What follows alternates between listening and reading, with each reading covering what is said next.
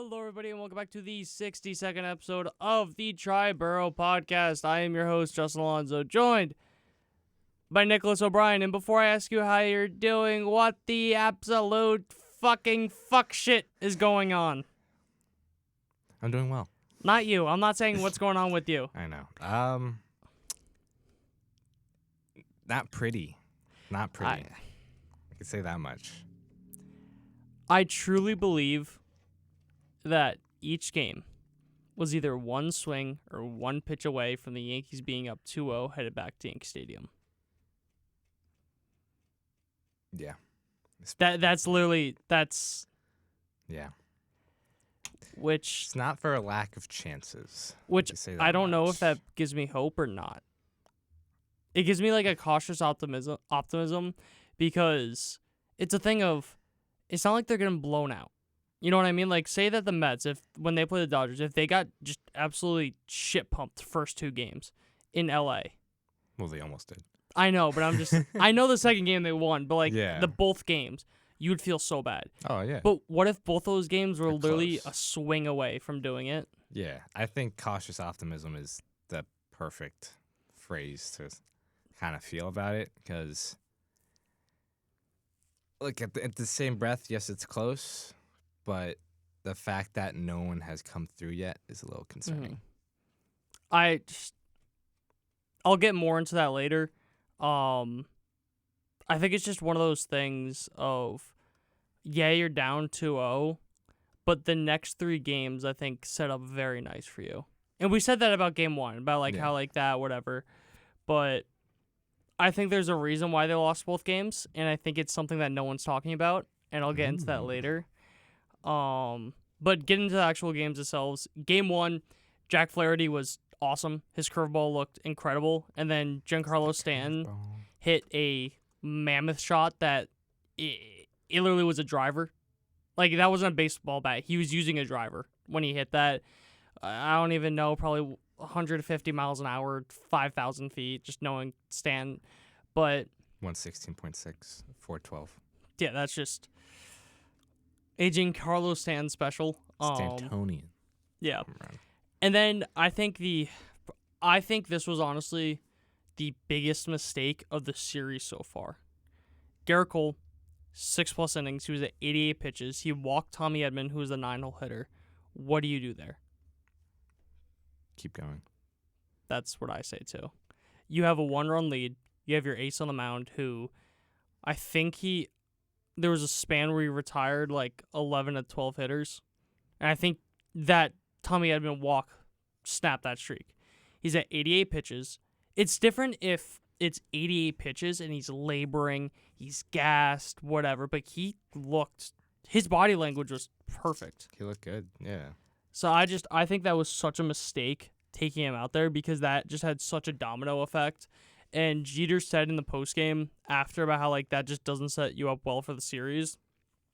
And yeah, I probably wouldn't go as far as that. It definitely does. But I just think that was the biggest mistake so far this entire season. I think it's a much bigger mistake than putting in Nestor later in the game, but I'll get to that. They put in Clay Holmes with a runner on. What have I said all year? Clay Holmes is not the guy that you put on when runners are on base. Because then he does the shit that he did where he hits Muncy. I think he walked the guy. And I forget who you put in, but like someone else got put in and then you ended up getting out of it, whatever. But still, just ridiculous in my opinion. And just because I forgot to mention this, one note on Garrett Cole. You know how we were talking about the sinkers? Do you know how many he threw? I'm looking at it right now. He threw 2 sinkers. Do you know who they were to? I don't. They were both to Shohei Ohtani in different at-bats, and he fouled both of them off. Just an interesting tidbit that we saw about how we talked last episode how the Dodgers are the best team in baseball at hitting sinkers. So that's kind of what I was looking for. Like a couple sinkers. Don't go the 12 that he threw. Just throw it in there just to show that you could throw it. Yeah. So, but I think another thing, too, with this team was just the defense. You had the Verdugo in the first inning. He didn't play well off the wall, turned it into a triple. And you even said he came up with the Dodgers. He should know that stadium. You should know that stadium. That it frustrates me so much watching him. The only benefit of the doubt I'll give him is I think he played a lot of center field with the Dodgers. So I'll give him a little bit of slack, but still, you came with the Dodgers. You were with them for 2 years, 1 3 year. years. It was 1 year, then he got traded. Well, he came up in 2017. I don't know how many games he played. Oh, I thought he came up in 2019. 2017, 15 games. 2018, 37. 2019 was really his first full season. Okay, my fault then. But trying to look at his fielding. Because I remember the whole thing is that he had 5 years of control for the Mookie Betts trade. That was part of the reason he got traded. I lied. He's played left field there. No more slack. He should know that stadium. The only slack I will give him is that he made up for it. Yeah, fair. That's the only thing that I could say. Fair. I'll get into that soon too. But then you also had the Soto knocking him behind the ball, turning into a triple, which was a thing of it had a 5% catch probability. Juan Soto, you aren't Billy Hamilton. You aren't Kevin Kiermaier. You aren't those guys that are just insane defensive outfielders. Just get behind it. Although you were nominated for a Gold Glove, you shouldn't have, and stop playing like you should have. Seriously. And then you also had the one where Glaber just not putting his body behind the ball with the Ohtani double, and then Rizzo not. I think that was the thing that a lot of people aren't talking about as much. Rizzo not trailing the runner. Right. I forget where Rizzo was. I don't know. Was he backing up third? No, I think whoever was Canley pitching I thought Canley still? was at first. No, he was backing up third. I'm pretty sure there was a body behind third. I know that for a fact. So Yeah. then Rizzo must have still been at. I feel like Rizzo has to back up Yeah. Glaber there. The other issue I have, which I haven't seen people talk about is the fact that Soto double clutches. He gets the ball, he kind of 1, 2, and then he tosses it, which, again, it's minuscule, but for someone as fast as Shohei, that does all the difference. Yeah. But that was just a horrible defensive showing in that game. I feel like it's one of those things where, granted, the Verdugo play didn't matter. Mm-hmm. I'm pretty sure the first Soto play didn't matter. I could be wrong, but I know that Ohtani play did matter. I think, because that was Freeman's triple, right? Verdugo's was Freeman's. I thought it was Soto's. Never mind then. Yeah, No. I don't think that. I know you're right, I know the Verdugo one for a fact did not matter. I know that for a fact. Oh, it was Hernandez, Kike. That's who it was. But I don't think he scored on that. Oh no, he did. He did. Never mind. Did, yeah. Yes, that was the first run of the game. Okay. Yeah. So never mind. It did. Yeah, but that's another thing too, where we talk about Tommy Kahnle. He's thrown 50 straight changeups. You could do that against Cleveland, but Shohei Ohtani, You gotta mix it up. you know what I mean? It's you're literally throwing to the second best hitter in baseball, and granted he hasn't had the best postseason, but you just can't do that. No. You just straight up can't do that. That's ridiculous. Yeah. But moving on to the 10th inning, so you had a Jazz single to lead it off, steal second, steals third, Volpe fielder's choice brings him in, makes it a 3-2 game. Then, all right, Luke Weaver, I believe he was at an inning and 2/3. He was at 18 pitches. Do you put him back out there for the 10th inning? For 7, 8, 9.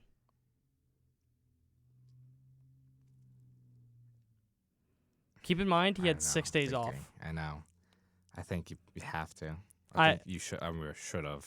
I definitely agree with you there. I think that Luke Weaver, he's your closer.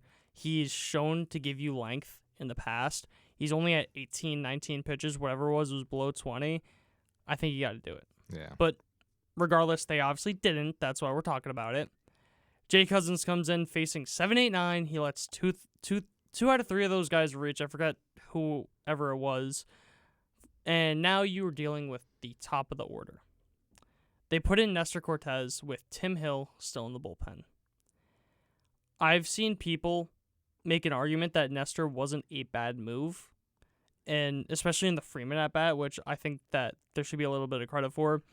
But before getting ahead of myself, first pitch, Shohei Ohtani pops it up. Alex Verdugo makes an incredible play defensively, which makes up for it.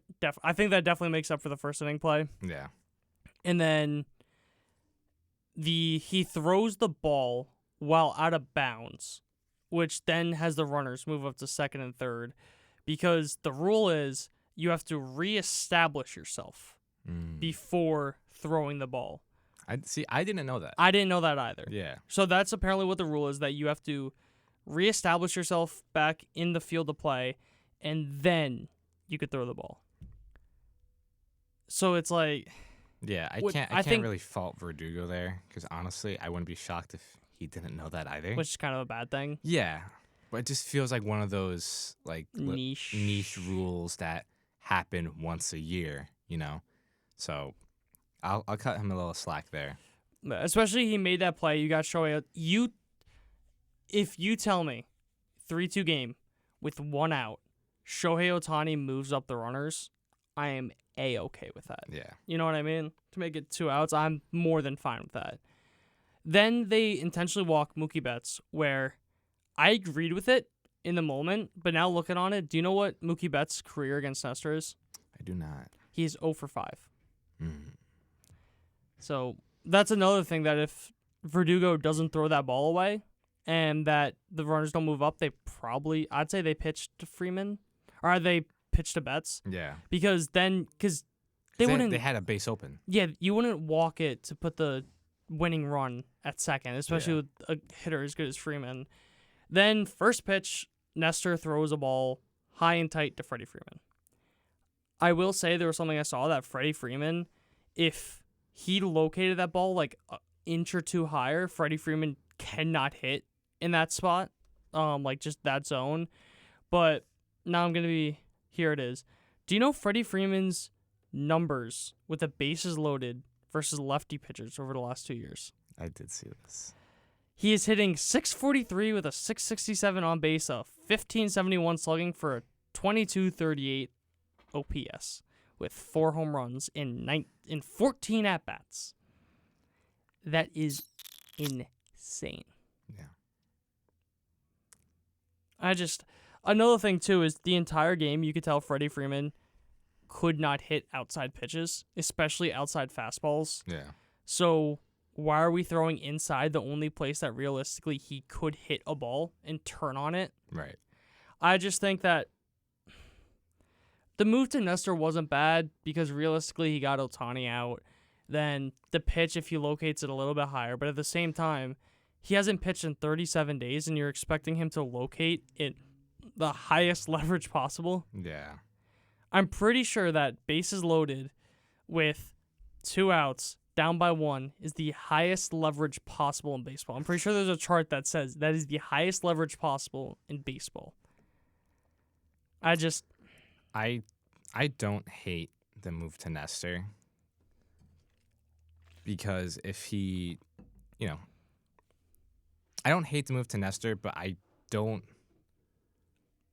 Well, I guess I'm kind of contradicting myself. You don't hate it, but it wouldn't have been your move. Yeah, because at the same time, I understand Tim Hill has been your guy. He's been your lefty guy. 2.05 ERA with the Yankees, and all year, including with the White Sox, has not given up a home run to a lefty in 121 at-bats. Yeah, look, Nestor hasn't seen live games since September, so call it a month. And you make, again, like you said, the highest leverage quite possibly in baseball, and with the game on the line. And look, if he executes, it's a different story, but you can't expect him to execute when he hasn't pitched in so long. The other thing is, the more I thought about it, even though there was a base open, I don't think I would have walked Betts. Because if you think about it, you have bases loaded. You can walk in a run to tie the game. So as a pitcher, you're not going to try to expand the zone with your pitches. So you're not going to get guys to chase. You're going to have to attack in the zone, which Nestor did, and he missed his spot, and Freeman made him pay for it. So it's one of those things where you're kind of taking the margin of error away. You're taking away pitches from Nestor. Right. You're taking away just chase stuff. Yeah, he's not going to throw a slider outside of the zone because if he keeps missing, he's going to walk in a run and tie the game. So he has to attack. So at the very least, I would have pitched around bets and then see what happens. Because I feel like just with bases loaded, you're asking your pitcher to be perfect. And especially for a guy who hasn't pitched in a month, 37 days. It's not going to happen. Yeah. Just you can't expect a guy that hasn't pitched in that long to be perfect with his location. And then you also have to realize he throws 92, 93 on his fastball. Right. You're throwing 93-mile-an-hour fastballs with non-perfect location. You're just asking to get hit. Right. He's not going to get too many whiffs on a 93 fastball in the zone. Granted, you didn't need a whiff. Right. You just needed an out, but I agree with you. Yeah. Still, you can't blow it past somebody. Yeah, especially future Hall of Famer and Freddie Freeman. Right. So that was game one. He hits the walk-off grand slam, so everyone knows, to make it a 6-3 game. That's another thing I don't like, is that score I feel like isn't reflective of how close that game was. No, not at all. Like, realistically, that was a half-run game. Yeah. That's what it feels like. It should have been like 3.5 Dodgers, 3 Yankees. Right. And the Dodgers just edged them out at the end. Yeah. And the umpire was god-awful. Yeah, the umpire We didn't was even talk about that. The umpire was... In game 2, there were a couple of missed calls, but that's to be expected, but he was significantly better in game 2. Yeah. Game 1 was just abysmal. Yeah. The umpire, I think umpire scorecard on Twitter, they do like a basically side favor. They call it overall favor. So the Dodgers had a plus 0.4 favor because of the missed calls. The Yankees actually had plus 0.3 last night. Interesting. Yeah. So this guy didn't miss too many calls, apparently. But regardless, yeah. I just think there were so many better moves than what they did that you could have put in Hill. You could have stretched Weaver. I feel like those two right there, 2 guys that have been nails in the postseason. Tim Hill's only given up 1 career run in the postseason in his career. I think about 11 innings, and I'm pretty sure it was some like bullshit defense run against Cleveland. So I don't know. That just doesn't sit right with me. Where it's like Tim Hill was a guy that you got that no one believed in, that you turned into one of the best lefty relievers in all of baseball, and you don't put him in. Yeah. I don't know, but and like you mentioned, it all starts with taking out Cole. Yeah. Because then you don't need to push Weaver. You know, you don't have to be faced with that decision to begin with. So you have Weaver for call it 2 innings, 2 full innings. But yeah, it all started with taking out Cole, and you know, Dodgers made them pay for it.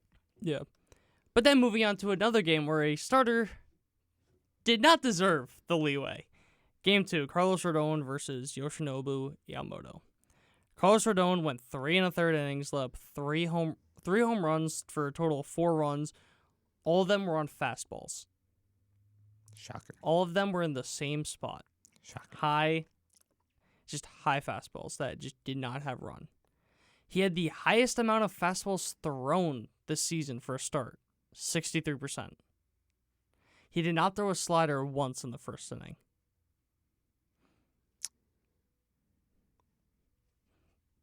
I mean, what more can you say? I feel like we talk about it every Rodon start, about his pitch mix and his pitch selection, and it's so annoying.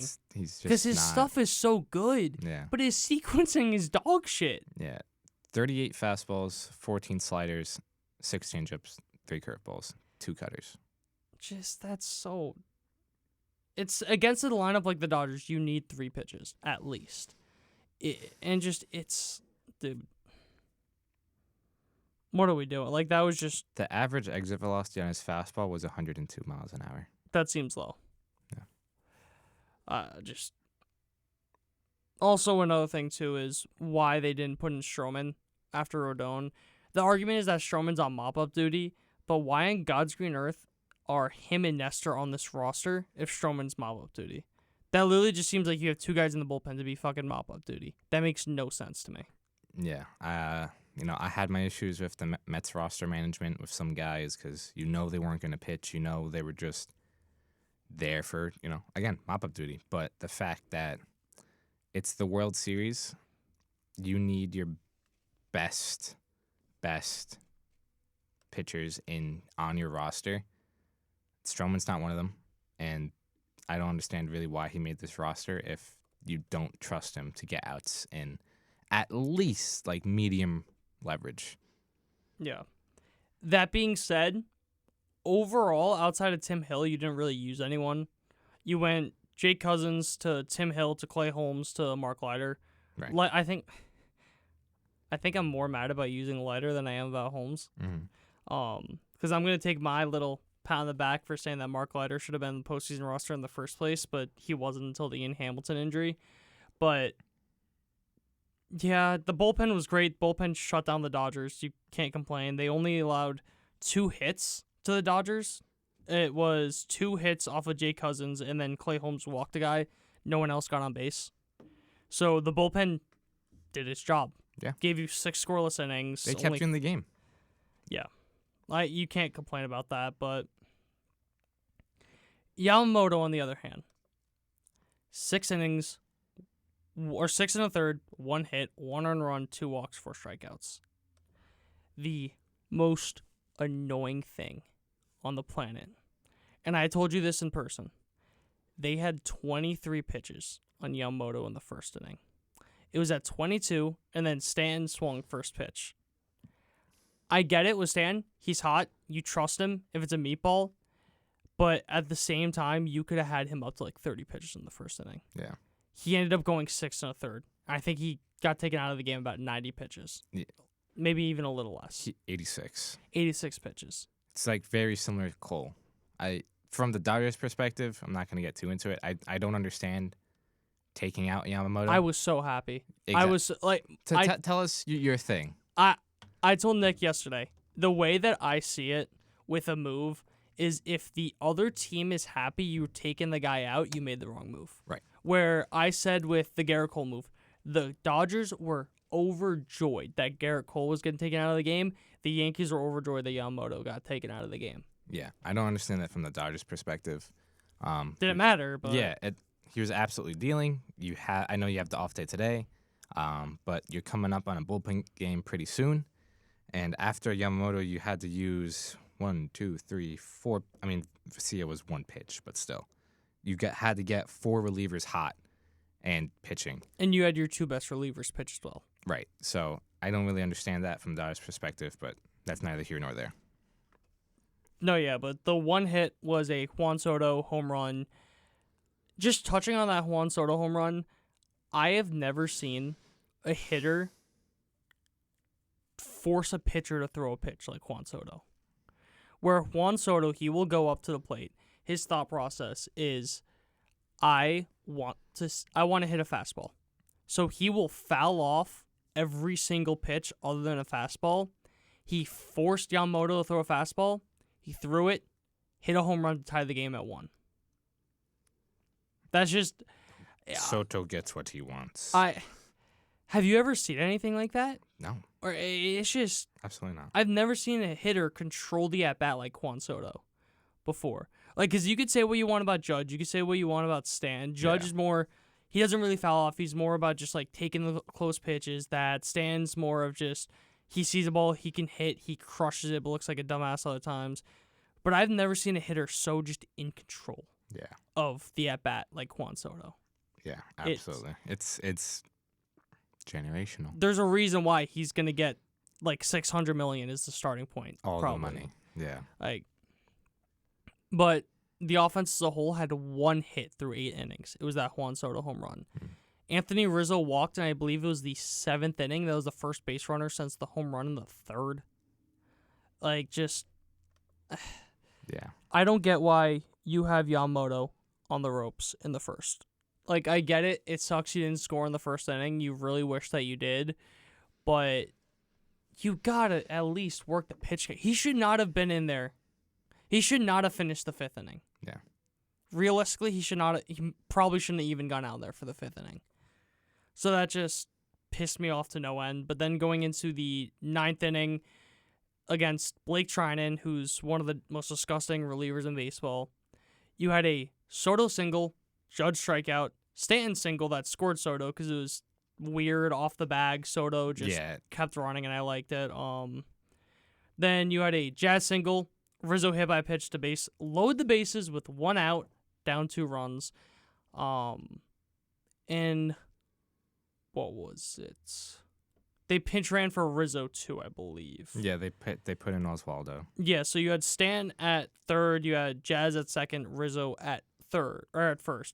So you would think a double scores, a double clears the bases, a single probably gets Oswaldo a 3rd. You got a tie game. Volpe strikeout, and then a Trevino pinch hit fly out. Yeah, just really quick on the Volpe. You were gonna go into it. I was just gonna say that he was so patient this entire postseason, and then it looked like he just abandoned his approach and just pressed way too hard. He saw 1 strike that at bat. Yeah, which was the hanging sweeper that kind of like went in, but he saw 1 strike that entire at bat. Maybe 2, because there was 1 called above the zone that might have gone either borderline way. Pitch, but that was called the ball, so he saw 1 strike. And let's see, 1, 2, 3, 4, 5 sweepers, and he couldn't lay off of it. Yeah, that was just bad. Yeah, like just that was really that bad. was a really bad at bat. And then the Trevino flyout. What's your opinion on the move putting in Trevino? Who else are you going to put in?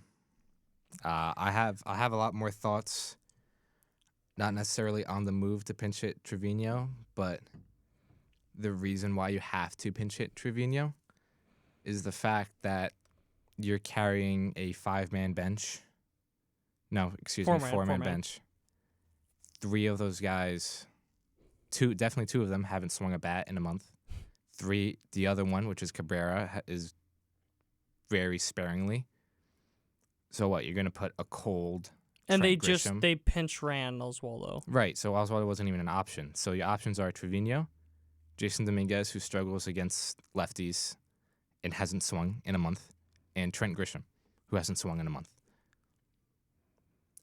I have more issue with the lack of usage from the bench that's keeping them cold than having to pinch hit Trevino, because that is quite possibly the only chance you have. Because I'm not sure if you really trust a rookie who struggled against lefties his entire minor league career and hasn't swung in a month, or a guy who's generally a 4th outfielder. Yes, he hits lefties, but Grisham still lefty matchup, game on the line. You want to get every little advantage you can get. Yeah, I have a lot more issues with keeping the bench cold than having Trevino in there. Yeah, I think Trevino was the right move, because it's the only move. I'm not even gonna say it's the right move. It's the only move. Yeah, it's the lefty. Trevino has had a lot of. He doesn't hit, but I feel like he has hits in clutch moments. Mm-hmm. It may not be like the most spectacular, but I feel like for a catcher, he's like pretty clutch. Yeah, it'll be like a little line drive over the shortstop's head, but that's all you want. And even then, he hit that ball well. Yeah, you know what I mean. It was first pitch. He got a pitch he liked, and he drove it. It was a flyout. Yeah, he's He not a power hitter. Yeah. You know, he's not going to drive that pitch over the wall, especially to center field. Yeah. You know, but he got a fastball, essentially middle of the zone. So I have no issue with him swinging first pitch there, especially because it was a good pitch, good swing, just. Yeah, and as a pinch hitter facing a guy that just came in, you want to be aggressive. So I have no problem with that either. But because everyone was saying, oh, should have pinch hit Dominguez, but cannot hit lefties, and he has not swung a bat at all. Realistically, if John Birdie was still on the roster, that's John Birdie's spot. Yeah. John Birdie pinch hits there. But I don't know. I think there's a lot more to say, I think, about the Anthony Volpe at bat. Yeah, I think that was the game. That was the game right there. It was a terrible at bat. There's not really any way around it. Because I don't believe in the law of predetermined outcomes. But say that Anthony Volpe walks, realistically, he should have walked there. Yeah. You're down by 1 run. Jose Trevino ties the game on a sac fly. Right. Again, a lot of predetermined outcomes. You can't say that Trevino hits the ball exactly where he does, 'cause they would have pitched to him differently and whatever. Regardless. But if you're telling me I could get a 4-3 game with 1 out with a guy that is a good situational hitter, you can at least put the ball in play. especially with Jazz running too, Right. who's the guy that you'd want to be at third base. He's the best base runner on your team, the fastest guy on your team. So I think that Volpe at bat just killed them. Yeah, absolutely. And obviously it's not all on him, but Yeah. the 9th inning kind of crumbled with that at bat. Mm-hmm. I definitely agree with that. But my kind of just overall takeaways from the game is I think the reason why they lost the 2 games is because stupid fucking LA decided they want to be hot and they can't wear the turtlenecks. They lost all the juice. They lost all the juice by not wearing turtlenecks. Oh, just deal with the sweat. That's what I said. I literally, in my notes, no turtlenecks, BC, parentheses, too hot. Not parentheses, quotes. Yeah. But they also have the aura. But in all seriousness, what the fuck, Boone? Yeah. I have not had that many issues with Boone this season, especially in the postseason so far, because I feel like there were a lot of moves that maybe you could have done this, maybe you could have done that, whatever. But I feel like overall he was pretty solid. Yeah. These 2 games, he lost in that first game. I usually don't say a manager can lose a game because I think the player's still out to play. He can't swing a bat. He can't throw a baseball. But I think he lost in that first game by overmanaging it. Yeah, it starts with taking out Cole. Because that's the thing with Garrett Cole, that everyone else, every other starter in this rotation, I completely agree with taking out early. Every other starter in this rotation doesn't go out for the 6th or the 7th inning. Yeah. Garrett Cole's your ace. He is one of the best postseason pitchers of all time statistically. Yeah, you push him until he is obviously running out of gas, and I don't think that was the case. I truly believe Garrett Cole could have gone like 115 pitches if he wanted to, or if they let him. I truly believe he would have had enough gas to go 115, 120, and he was at 88. Yeah. So that just, especially in the game you're winning too. Mm-hmm. You know what I mean? Like, he is your guy. You have to fucking trust your guy there. If you're not, what are you doing? Yeah. Because I talked about this in the past many times that I would much rather die with the guy that's already pitching there if I trust that guy than put in a reliever not knowing how that reliever is going to come out, because you don't know how a reliever is going to come out. All it takes is one meltdown from a guy that you normally trust, and then it's done. Yeah. Like, look at Blake Trinan. You trust him in a 3-run game. He almost blew it if it wasn't for a couple of just dumb at-bats by the Yankees that were just uncompetitive. So, yeah, no, you put it pretty plainly. That's really it. Then the other one that I am going to just hate mentioning. Aaron Judge needs to fix it. I don't know what he needs to do. If he needs to talk to Aaron Rodgers, go on a darkness retreat, need some ayahuasca. I don't know what he's got to do, but he needs to fix it right now. In the regular season, he swung and missed on 12.1% of the pitches he saw. Postseason overall, 21.6%, so it almost doubled. In the World Series, 32.6%, so it tripled essentially. That's the issue. He's just not taking pitches. And when he is seeing pitches in the zone, he's missing on them. There's been multiple pitches even just in the World Series alone, that regular season Aaron Judge hits 700 feet. And he just fouls it off or whiffs on it entirely. Yeah. He just doesn't. He's opening up his hips too much. He's expanding the zone too much. I truly believe this is all mental. I don't see how you could say it's anything else. Yeah, no, absolutely. He's changing his entire approach. You know, I've never seen him whiff. I think that's my bigger thing. The fact that he's whiffing in the zone, that's extremely concerning.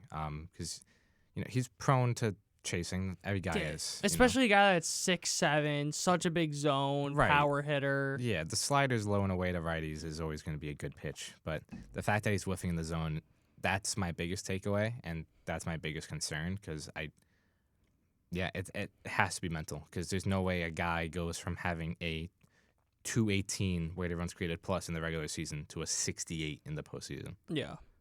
I still think he has time to turn around.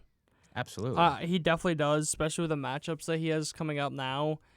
But he's also the main. I think he's the main reason why the Yankees are going back down 0-2. There were multiple times in the first game. I'm pretty sure in the 9th inning he could have gave the Yankees a lead, but instead he popped out. I believe it was base loaded.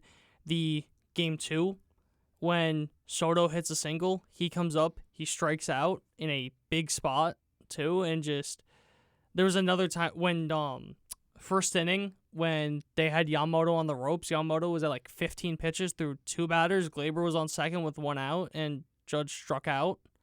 There were multiple times like that where there were guys on base, guys in scoring position that he just not as uncompetitive at bats, but just isn't competitive on the put away pitch. Yeah. Yeah, to your point about the 9th inning in game 2. You mean game 1? No, I'm talking game 2. Game Okay, 2, yeah. So Soto singled, whatever. After Aaron Judge, the next 3 guys got on base. Yeah. If Judge just walks, if he just gets a single, that's another run. And then you're down 4-3 with maybe 1 out. Call it. Maybe no outs. Because Judge was that first out. And then Sand singled, Jazz singled, Rizzo got hit by the pitch. Like, he's in the middle of every rally, but he's killing every rally. Right. Or at least, for the very least, he's not adding to it. Yeah. And I've been one of the biggest Judge defenders. You could say what you want, but he has to fix it. There's no way around it. If the Yankees want to come back in the series, which I think they realistically could, he has to be a main part of that. If he's not, unless you had fucking Jazz Chisholm turning into Matsui, like, you have no other chance. Yeah. If the Yankees want to win, they need Judge.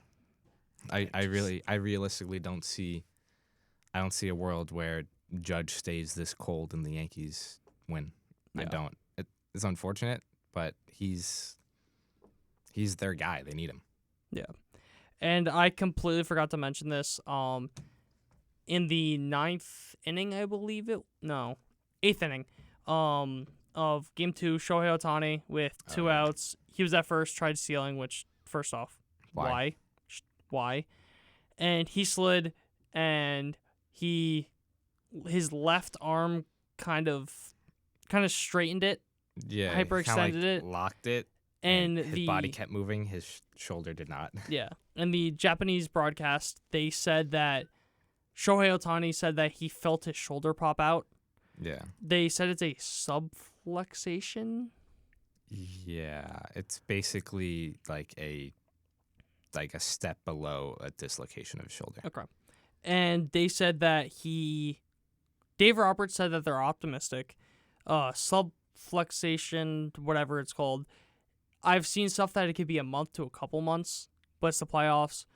Yeah, I'm pretty sure Trevor Story had a very similar injury, if not the same injury, the start of this year, and he missed the entire season. Yeah.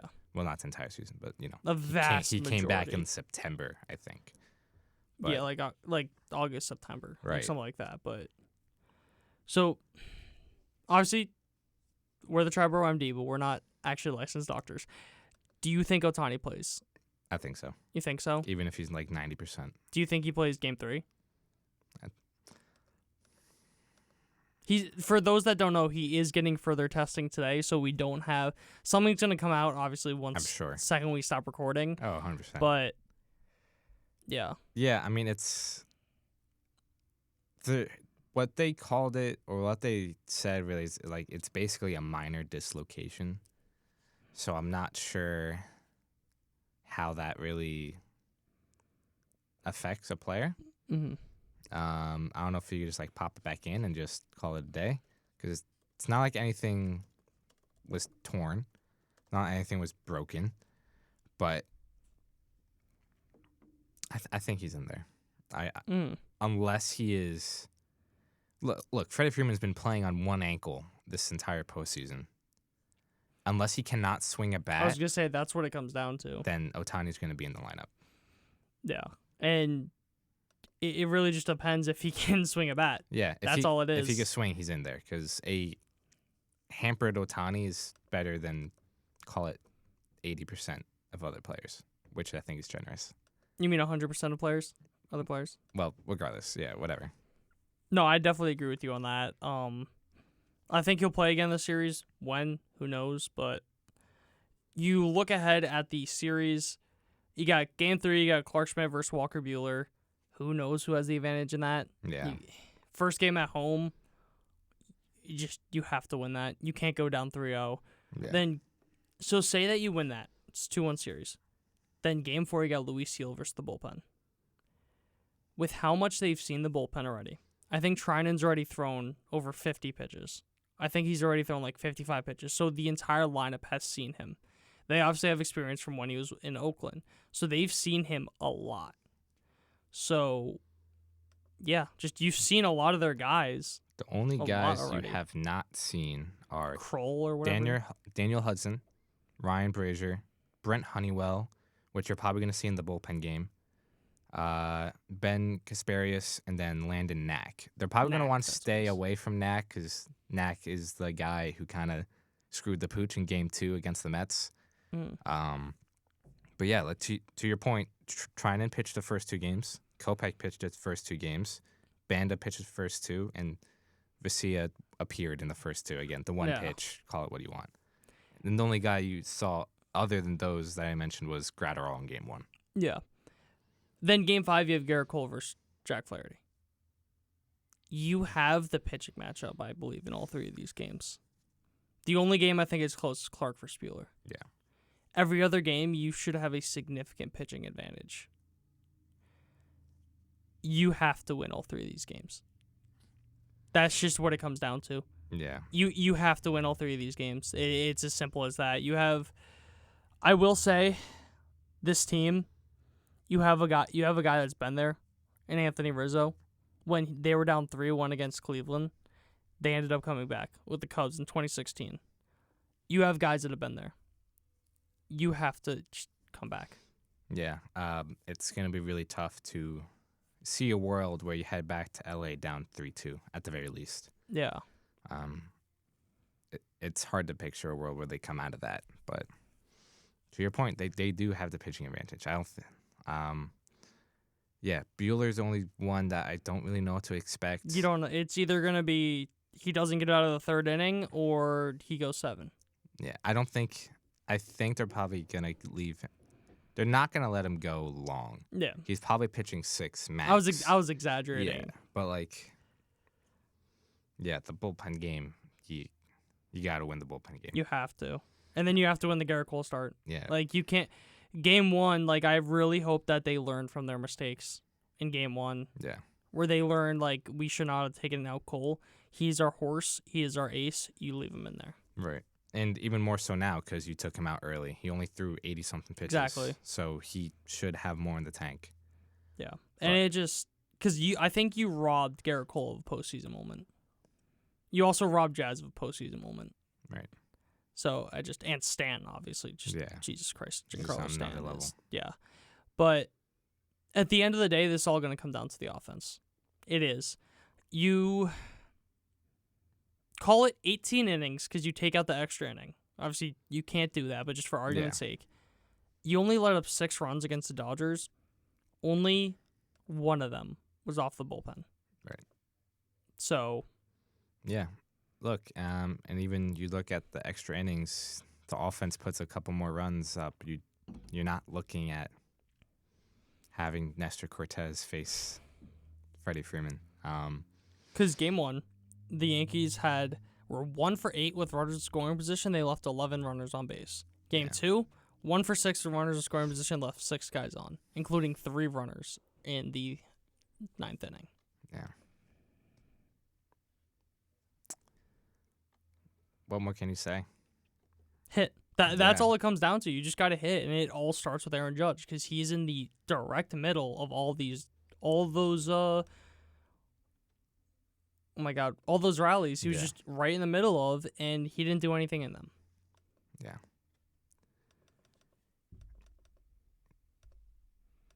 That's it. That's all it. you could say. Like, it all comes down to him at the end of the day. And on that note, I got nothing else. Yeah. I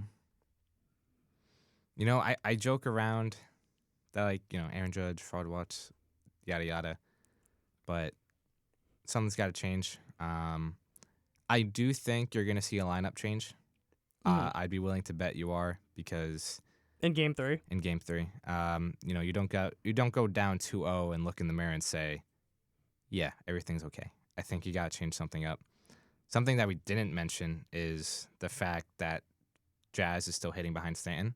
I think he's 3 for 9 in the last 2 games. Right. It's safe to say Jazz is having better at-bats, but you're giving this Dodgers team way too comfortable of a lane for their lefties.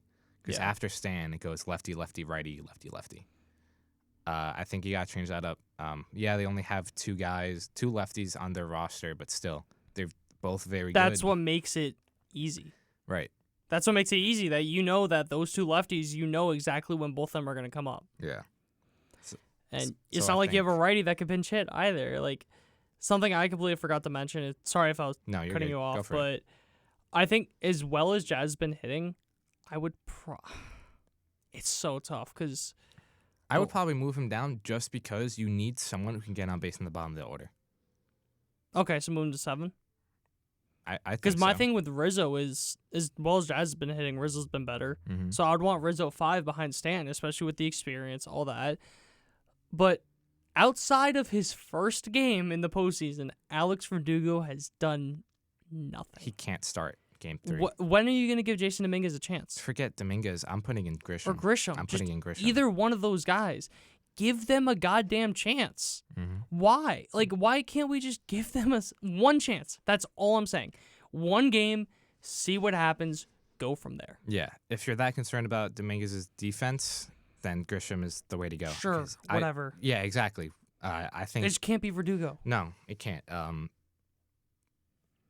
Yeah, exactly. Like you said, besides his first game, he's done nothing. And yeah, he's a 9 hitter, so say what you want, but I think Grisham can at least move runners over. Yeah. At the very least. He could lay down a bunt.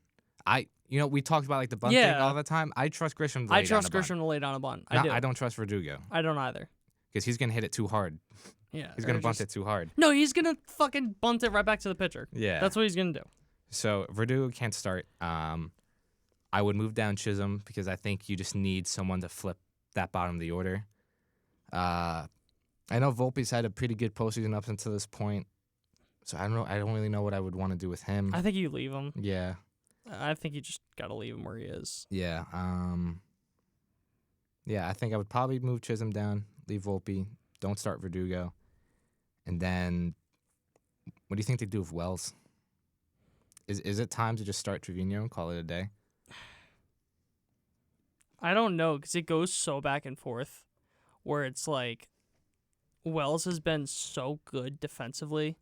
And I think the part of the reason why the pitching has been so good is because of Austin Wells. Mm-hmm. And when guys are giving up hits, it's because they miss their spots. Right. It's not because of bad pitch. It's just because guys cannot hit their spots or guys are just put in the wrong situations. Yeah. So it's so tough because of how well he's been with the pitching staff. But I know he had the hit in game 1. Obviously, he got pinch hit for in this game, so it doesn't. Yeah. He didn't really have the opportunity, but he went 0 for 3. The at-bats aren't particularly competitive. So I don't know. I wouldn't hate it, but yeah, it's very similar to what the Mets had to deal with Francisco Alvarez. He wasn't hitting, and his at-bats were terrible up until the last 2 games that they played. But at that point, it was too little, too late. I was gonna say it was over for the Mets. Yeah, like as unfortunate as to say, like it was over at that point. At that when he started hitting, they're already down 3-1. So it's kind of like at what point is like enough is enough, and you have to change something. You may be at that point now, frankly. That's what I'm as thinking. Much as that sucks, like you may be at that point. That's what I'm thinking too. Plus, you take away a lefty. You take away a little less of a lane for those lefties in the bullpen. So, yeah. I think something definitely has to happen at least one of catcher or left field. At least one of them. Yeah, definitely. Whether you say Grisham, I don't really care either way. Like, I'd probably lean a little bit more towards Grisham. The only thing is Grisham has reverse splits. Right. No, I know. So, and Dominguez is significantly better against righties, so I'd almost rather have Dominguez or Grisham off the bench to hit lefties. Yeah. You know what I mean? So, that's fair. That's fair. Because look, I mean... But again, as long as it's someone other than Verdugo, that's Yeah. all I really care about. But sorry for cutting you off. No, it's fine. Just because I saw it with my own eyes. Grisham has the talent and just... He can take control of a game out of nowhere. You know, he has that random. He literally had the one game the Yankees won against the Dodgers in the regular season. Out of nowhere, the fans were chanting, "We want Soto," and Trent Grisham hit a 3-run home run to give the Yankees the lead. Right. He's that fourth outfielder that I see the same thing with Tyrone Taylor on the Mets. Just he's the fourth outfielder. He plays every once in a while, but every once in a while he just has this game that he goes 3 for 4 with 2 RBIs, a home run, whatever. I think you're just trying to catch lightning in a bottle. And when you're down 2-0, I think now is when you need to try to catch that. Mm-hmm. So I think that also is another reason why I'd lean Grisham. And plus, you're tossing Dominguez in one of the worst spots possible, I think. You're down 2-0. You're heading home. Everyone's on edge. He makes one mistake. That can just completely shoot his confidence. That's fair. So... That's another reason. I think just like Grisham's a veteran. Dominguez doesn't have the experience. And Grisham's been in the postseason before. Yeah. You know? We don't want to talk about his defense in the postseason, though. Yeah, fair enough. But one last thing, because I just thought about it. Do not boo Aaron Judge, for the love of God. Do not boo him. If anything, I want the Philly treatment. If anything, I want the Philly/Mets treatment where they did for Lindor what they did for Trey Turner. Because that worked for both those guys. I think just the worst thing you could do for Judge is just to boo him. Yeah. Say what you want, like, oh, then he shouldn't be in New York. He's not tough, whatever. I don't give a shit. You shouldn't. Your ego and what you think is right shouldn't take over what's best for this team. Yeah. You should want your best hitter to do stuff. You want to know how you do it? You cheer for him, say, we still love you. It sucks. You haven't played well, but let's go, Aaron Judge. Yeah, pick him up when he's down. Because he picks everyone up around him. Yes. You know, it's one of those things where... It's not like it's a douchebag. It's not like it's Josh Donaldson. If it's Josh Donaldson, I get that. But it's Aaron Judge, one of the nicest, most professional guys in baseball, if not the most. Yeah. You know, a lot of times the guys who help everyone else don't have somebody to help them when they're down. So I think, I don't hate that idea. As a fan base, rally behind your best players. Because I obviously, not there, but I truly do feel like it goes a long way. Yeah. So that would be something that I think Yankees fans should absolutely consider. Definitely. But yeah, that was really all I had left to add. Just change up the lineup, change something, because looking down the barrel 3-0 is not exciting. Not good. No. So with that being said, thank you guys for listening. Thank you guys for watching. As always, follow us on all of our social media accounts at Triboro Podcast, Instagram, Twitter, TikTok, Facebook. Subscribe to us on YouTube so you never miss an episode. Follow us on Spotify so you never miss a audio episode, but you should always watch us because it's great. Or do both. If you want to hear more from us, we have our own radio show on Wednesdays from 6 to 8 p.m. on 88.7 WNHU. Links are in the description. Talk all things New York sports. We're absolutely going to talk about this postseason and the World Series come Wednesday. Well, hopefully Yankees have won a game by then. But thank you guys for listening. Thank you guys for watching. We will see you, hopefully, at the end of the week. Hopefully.